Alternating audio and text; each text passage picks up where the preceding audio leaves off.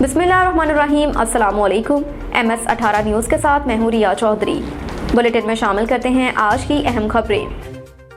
लाहौर से bureau chief Babar Naseem Bhatt की report के मुताबिक टाउन हॉल में खुदसाख्ता अदालत LWMC का मुलाजिम नईम जाली खुदसाख्ता अदालत लगाकर सादा लोग आवाम को हरासा करने लगा। अदालत की तरफ से समन जारी करके मेहनत कश अफराद से एक माह में 3 चालान बेचकर भारी रिश्वत वसूल करना वतीरा बन गया। मजिस्ट्रेट कामरान जफर ने उनके नाम से अरसा दराज से लूटमार का बाजार गर्म है, जिसमें प्राइवेट अमला अशरफ जैदी, आसिफ, खालिद मुन्ना, नदीम, जहीर, पंजाब पुलिस, हाफिज आमिर, दर्जन भर अफराद शामिल हैं। मदई आमिर ने जाली अमला अशरफ जैदी, नईम इरफान वगैरह के खिलाफ DC Lahore anti corruption Lahore की दरख्वास्त जायद अरसा तक मुझसे एक माह में 15-20 हज़ार रिश्वत ले चुके हैं।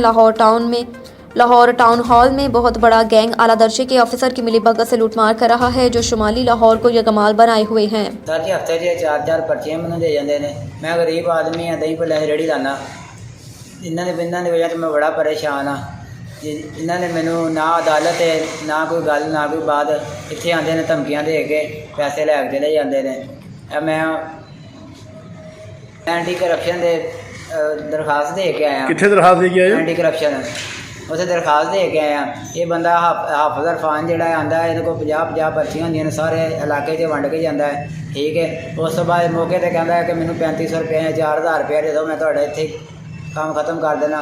ठीक है, अगे मेरे को एक मुलाजम आया सी जिन्हें मैंने पर्ची दे के गया, फिर उस तो बाद मेरे को 4000 रुपया लैके गया। अब तक के लिए इतना ही। देखते रहिए MS18 न्यूज़।